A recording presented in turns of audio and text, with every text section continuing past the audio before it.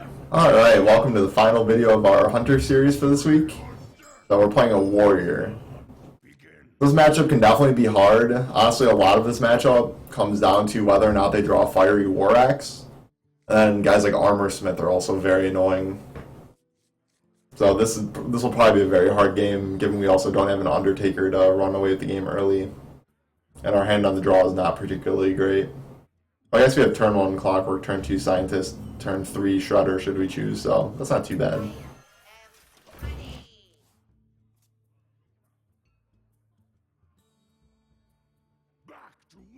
Oh man, yeah, these are not the games that Hunter wins when they start the Cruel Taskmaster. This is really hard to recover, because yeah, now he gets to eat our turn 2 play for free, more or less. I think we still have to play the Mad Scientist though, we can't really wait a turn and play a Shredder. Because the Warrior definitely on turn 5 to 6 just completely takes over the game, aside from high mains and like your Dr. Boom that we have in this version.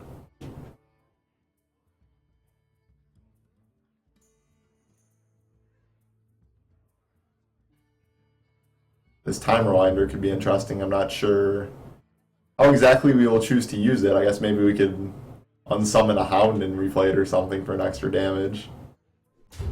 But most Hunter cards don't really gain too much from this card. Alright, so we got... Alright, so Freezing Trap is really good versus Warrior, so that's very fortunate for us. Explosive Trap is actually very bad against Warrior because it kills almost none of their minions. It's also actively bad versus something like such as an Acolyte of Pain. So our game plan here, we really need the Shredder to do some work for us. Which is why we play such a resilient minion though, but chances are he'll have like a Fiery War Axe or the... Oh, okay, or a Shield Block. Oh, he's gonna have the Shield Smash. Shield Slam, yeah. I thought you'd have a weapon by now, I'm surprised. Alright, so we got this guy who makes Battle Cries cost more.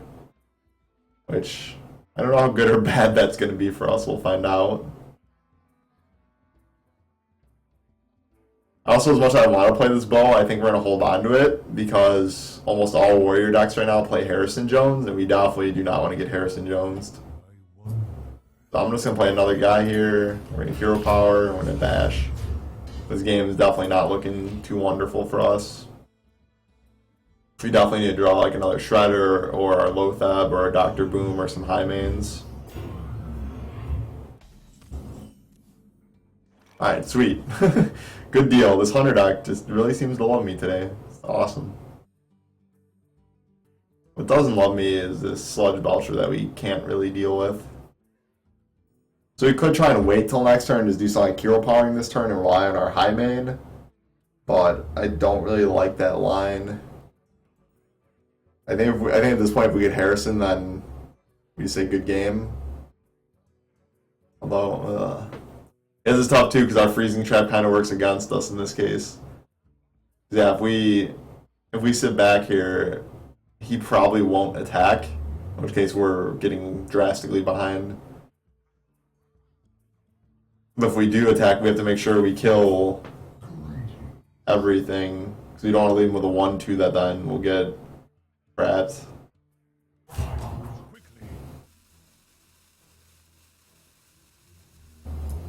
I'm gonna smash this and maybe we'll get lucky with a spare part. So we need one attack. That'll do it if we got time. So we need to change this guy to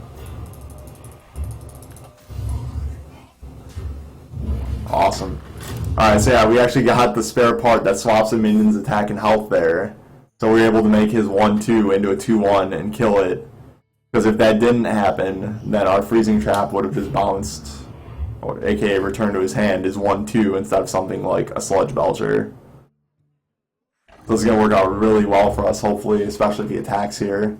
If he attacks, we're going to be actually in a very good position in this game. I don't know if he will, though. Alright, so he's got a Harrison. I didn't even realize... I forgot Harrison cost 7 with this. Alright, so I played around things that didn't exist, so... Take note of that with your Nerubar Web Lords. Alright, at least we got a break with this Harrison, though, so... Or, sorry, with the Sludge Belcher attack. Excuse me. Alright, so this is actually really interesting too. So we could play this guy and trade into his Harrison with our high main and get 2 knives. Might be okay.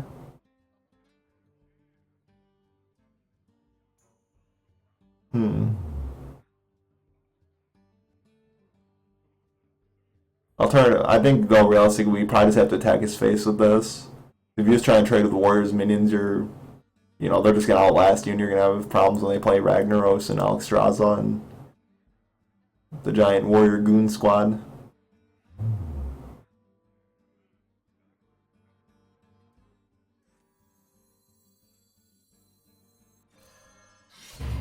Alright, so I'm gonna play this explosive trap. Maybe it'll deter him from doing something with Harrison, although I extremely doubt it.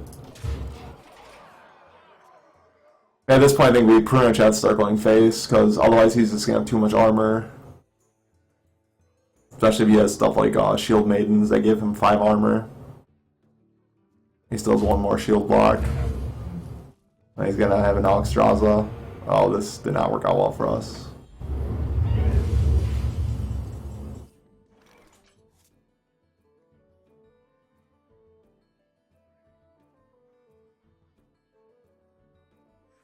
Alright, well in this matchup we have to have a board.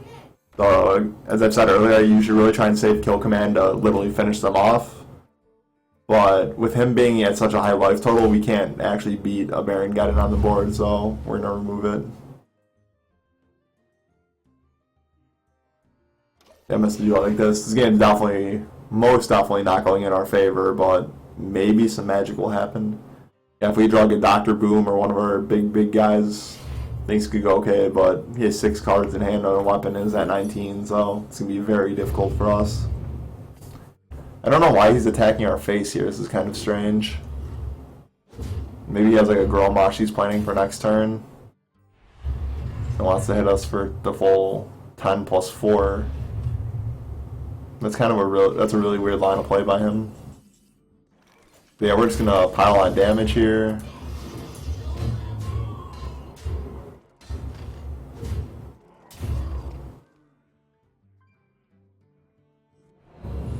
I am actually going to time rewind here for 1 damage, because I don't know what other spot we'd really get in. I guess the only thing I can think of is like Animal Companion if we hit a Huffer, which would be absurd.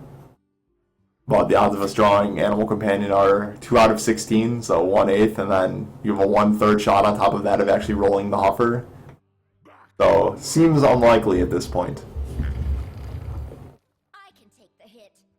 Oh yeah, so this is very bad. So he's gonna kill something, he's gonna gain 3 armor. Yeah, I think we are all but dead here. So we're gonna unleash because this is the most value off of it we're gonna get. Actually, this feels terrible, but we actually have to kill his armor smith because otherwise we'll get too much value.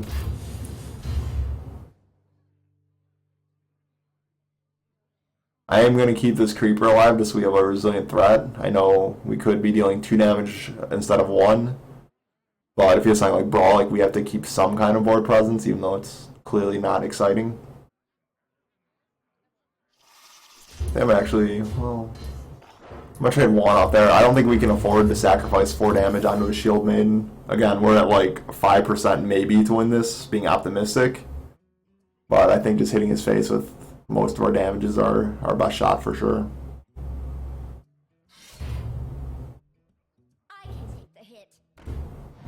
Yeah, we're also the Ranger. He'll probably just kill us next turn, so yeah, he's probably just gonna go face. This turn's almost certainly gonna involve us trading our web spinner for something. Oh, high main.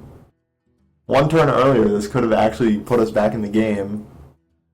Certainly not saying we would win for sure or anything by any means, but it would have been a good one. Alright, so let's see what beast we get. That's definitely not bad, actually. Alright, we're gonna sack this guy.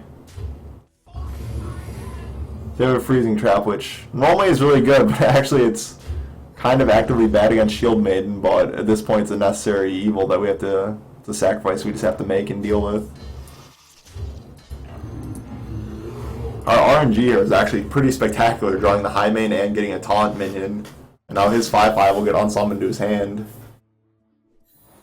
If he has Grommash here, we are just dead. But there's nothing we can do about that at all. Yeah, so we're just dead. Okay. There's not much we could do. We just didn't have a great draw this game, and Warrior's definitely a hard matchup. Alright, well, that concludes it for this week. Let me go talk about a little bit about the deck further, then call it a day.